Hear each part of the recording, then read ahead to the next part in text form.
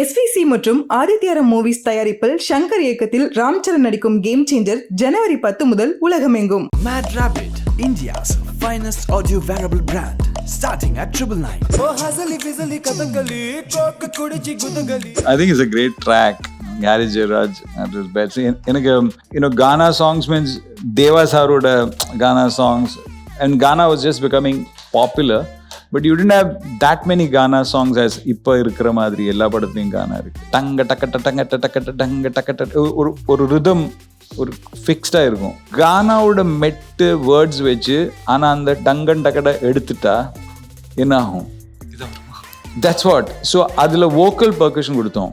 tum tum tum tum tum tum tum tum it in a different manner, and then இந்த மாதிரி college setup இருக்கணும், and it should have one lightness to it, you know. And then in the படத்துல தான் actually first time we had the controversy of the key chainல அந்த number வருது. அமரன்ல வந்து அதே controversy we had. There was a case against Airtel because they gave that number. இந்த மாதிரி நீங்கள் number போடும்போது நீ ஆக்சுவலி ஒரு சிம் வாங்கிட்டு நீங்கள் அது போடணும்.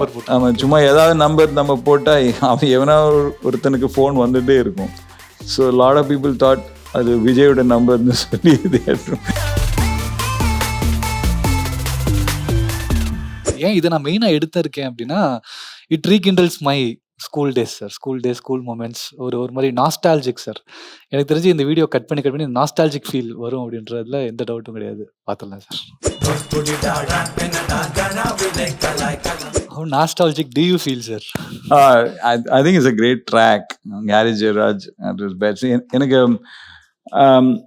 There is a time that, you know, இந்த படத்துக்கு முன்னாடி, you know, Ghana songs means Deva Saroda Ghana songs, and Ghana was just becoming popular, but you didn't have that many Ghana songs as இப்ப இருக்கிற மாதிரி எல்லா படத்துலையும் கானா இருக்கு. And கானா இருக்கும்போது ஒரு டிஃப்ரெண்ட் ரிதம் இருக்கும். அந்த பறை இந்த மாதிரி டங்க டக்கட்ட டங்கட்ட டக்கட்ட டங்க டக்கட்ட ஒரு ரிதம் ஒரு ஃபிக்ஸ்டாக இருக்கும்.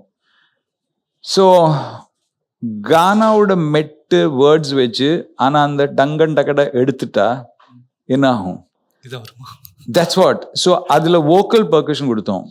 தும் தும் தும் தும் தும் தும் தும் தும். ஸோ இட்ஸ் ஃபர்ஸ்ட் அந்த பறை எடுத்துட்டு you just put a vocal percussion. So அதில் ஒரு ஸ்பேஸ் கிடைக்கிறது. அதுக்கப்புறம் certain elements in Ghana which you don't use, which is the major scale here. இங்கே major scale நிறைய யூஸ் பண்ணியிருக்கோம். So and there was one Ghana song which I like very much, which is காசு மேல காசு வந்து ஒட்டிக்கிற நேரம் இது. This is also major scale. இது கானா தானே சார்? கர்நாடிக் மாதிரி பாட்டு இல்லை, நான் பாடுறது அது. காசு மேல காசு வந்து but that had happened at also at major scale. So there was we were trying to work it in a different manner, and then இந்த மாதிரி காலேஜ் செட்டப் இருக்கணும், and it should have one lightness to it, you know.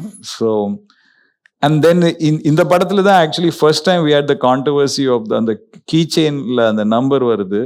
அமரன்ல வந்து அதே controversy we had. There was a case against Airtel because they gave that number. இந்த மாதிரி நீங்கள் number போடும்போது நீ ஆக்சுவலி ஒரு சிம் வாங்கிட்டு நீங்கள் அது போடணும்.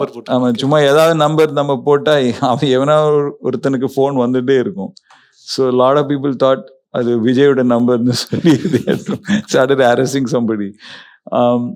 Yeah, so it was just fun, and it was, I think, around 2002 that we had done this film. Sir அது எல்லாமே எவர் கிரீன் சார். ஏர்டெல் இப்போ நான் பேர் சொல்லும் போது ரித்தம் ஓடுது மைண்டில். டைட்டன் இன்னைக்குமே கீபோர்டில் எனக்கு வாசிக்க தெரிஞ்ச ஒரே டியூன் அதுதான். அண்ட் ரேமன்ஸ், கோக், லியோ, எல்லாமே சார், எல்லாமே நாஸ்டாலஜிக் அண்ட் எவர் கிரீன். திரும்ப ஒரு செகண்ட் கண்ண மூடி யோசிச்சா அந்த ஜோன்ஸ் வரும். 90 being a 90s kid, proudest 90s kid. You made a day sir, அது டெக்கேட்னே சொல்லலாம். அண்ட் அந்த டைமில் ஒரு வேளை நான் காலேஜ் முடிச்சிருந்தேன் அப்படின்னா குடுன்னு ஓடி வந்து ராஜீவ் மேனன் ப்ரொடக்ஷனில் தான் வேலைக்கு சேர்ந்துருப்பேன் சார். ஏன்னா எக்கனாமிக் டைம்ஸில் 3rd பிளேஸில் இருக்குது ப்ரொடக்ஷன் ஹவுஸ். கட் பண்ணால் அடுத்த வருஷம் 2nd place. Drastically improvement sir. And பேசிக்காக இப்போ பார்த்த வரைக்கும் ஒரு cinematographer who worked in films வச்சுக்கோங்களேன், ஃபிலிம் அண்ட் இப்போ டிஜிட்டல் சினிமா போது யாருமே விட்டு கொடுத்ததே இல்லை. ஐ லவ் ஃபிலிம்ஸ் தான், மோர் ஓவர் டிஜிட்டல் விட ஃபிலிம்ஸ் தான் அப்படின்னு சொல்லுவாங்க. And also you being wildlife photographer and photographer as well, உங்களோட ஃபர்ஸ்ட் அந்த கதை எனக்கு ஞாபகம் இருக்கு சார். உங்கள் கசின் கிஃப்ட் பண்ண அந்த கேமரா, அதில் தான் எக்ஸ்பெரிமெண்ட் பண்ணி எல்லாத்தையும் பண்ணீங்க. உங்களோட கனெக்ட் வித் ஃபிலிம் கேமராஸ் எந்த அளவுக்கு sir? How much you love film cameras and why? ஒரு இன்ஸ்டிடியூட் ஜாயின் பண்ணும்போது நம்ம எடுத்த ஃபோட்டோஸ் நம்ம போய் காமிக்கணும், ஒரு போர்ட்ஃபோலியோ மாதிரி.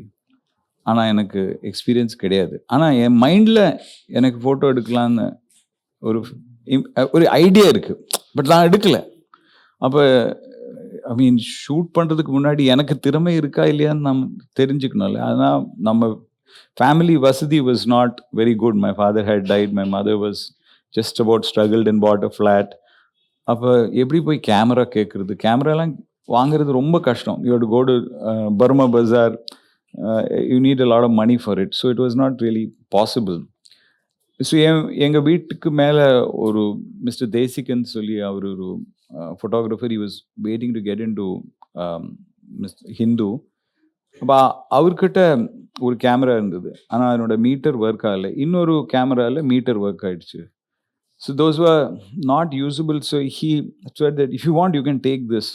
நான் போய் 2 black and white ரோல் வாங்கி அதில் வச்சு, இந்த ரஷ்யன் கேமரா மீட்டர் இருக்குது ஆனால் ஷட்டர் ஒர்க் ஆகாது, அதில் மீட்டர் எடுத்துகிட்டு இந்த கேமராவில் ஷார்ட் எடுத்து 2 ரோல் எடுத்தேன்.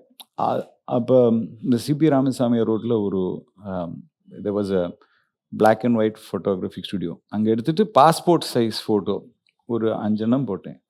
அதில் நானே கன்வின்ஸ் பண்ணிவிட்டேன் எனக்கு திறமை இருக்குதுன்னு. ஆனால் இதை எடுத்துகிட்டு நான் இன்டர்வியூ போகும்போது அங்கே எல்லாருமே பயங்கரமான ப்ளோ அப் எல்லாம் வச்சு வந்திருக்காங்க. இப்போ நான் என்ன பண்ணுறது? இந்த பாஸ்போர்ட் எப்படி நான் காமிக்கிறது? அவங்க வைல்ட் லைஃப் ஷார்ட்ஸு, ஏன்னா எக்ஸ்ட்ராடினரி ஷார்ட்ஸ் எடுத்து வந்திருக்காங்க. So I'll get screwed. So interview நடந்துருக்கும், உங்கள் ஃபோட்டோகிராஃப்ஸ் காமிச்சிருங்க. இல்லை எங்கள் ஃபோட்டோ இல்லைன்னு சொன்னார். உங்களுக்கு இல்லையா? அது எதுக்கு ஃபோட்டோகிராஃபி இன்டர்வியூ வந்திருக்கேன்? அப்போ ஒரு திமிர். அதில் நான் சொல்கிறேன், நீங்கள் இன்டர்வியூ கேட்டுட்டு நீங்கள் தெரிஞ்சுப்பீங்க எனக்கு டேலண்ட் இருக்கா இல்லையான்னு. அதுக்கப்புறம் தானே I expect you to interview me and know whether I have the talent or not. So அவங்க ஒரு மாதிரி ஸ்டக் ஆகிட்டாங்க. And how do you know those photographs are not shot by their fathers and not by them? அந்த ஒரு டயலாகில் மற்றவங்களை எல்லாம் நான் check வச்சுட்டேன். அதுக்கப்புறம் ஸோ நீங்கள் உங்கள்கிட்ட ஒரே ஒரு ப்ளோ அப் இல்லைன்றதுக்காக அத்தனை பேர் வாழ்க்கையை ப்ளோ பண்ணி விட்டுருக்கீங்களே சார். அது இம்பார்ட்டன்ட் பாயிண்ட். டக்குன்னு அங்கே வச்சுட்டு ஒரு ஃபுட்டு உள்ளே வந்துச்சு. அதுக்கப்புறம் அவங்களுக்கு வேற இல்லை, what you know about painting சொல்லி ஒரு ஆள் பெயிண்டிங்கில் ஆரம்பிச்சார். ஆனால் எனக்கு லக்குன்னு சொன்னால் குவிஸ் காம்படிஷனில் அந்த பெயிண்டிங் அமைச்சா நான் தான் இது ஒரு பிக்காசோவா இதுன்னு சொல்லி ஆன்சர் பண்ணுவேன். அப்போ பிக்காசோலேருந்து அவர் ஆரம்பித்து நான் குவானிக்காஸ், ஃபேசிஸ்ட் அட்டாக், ஸ்பானிஷ் ரெவல்யூஷன், அது இதெல்லாம் பேசி 1/2 an hour. மற்றவங்களுக்கெல்லாம் 3 minutes, எனக்கு 1/2 an hour interview. they said in the end you have to be a director. டைரக்ஷன்லாம் வேண்டாம், எனக்கு இதுதான் வேணும். இல்லை you can be a director. No, I don't think you can teach me direction. I want an applied science. I am interested in science. I'll do that. So that's why I got involved. But I was always fascinated in the photographyங்கிற விஷயத்தில். அந்த ஒரு chemical processing நாங்களே வீட்டில் developing பண்ணுவோம், black and white. And as you got more and more into it, then I started working in Prasad lab. So அதில் அந்த colour film develop ஆகுது. So I never really worked as an assistant to anybody. ஒரு குறிப்பிட்ட cinematographer கிட்ட நான் அசிஸ்டண்டாக work பண்ணல. But steady game use பண்ணும்போது நிறைய ஃபோட்டோகிராஃபர்ஸ் அவங்க படம் கிரேட் பண்ணுறதுக்காக வருவாங்க. அவங்க கூட உட்காந்துட்டு அவங்க கிரேடிங் பார்த்துட்டு இந்த லைட்டிங் எப்படி பண்ணீங்க, அது பண்ணியிருக்கீங்கன்னு கேட்பேன். அதுக்கப்புறம் ஸ்டெடி கேம் செட் ஆனதுக்கப்புறம் ஸ்டெடி கேம் கூட ஒரு 50 படத்தில் ஒர்க் பண்ணேன்.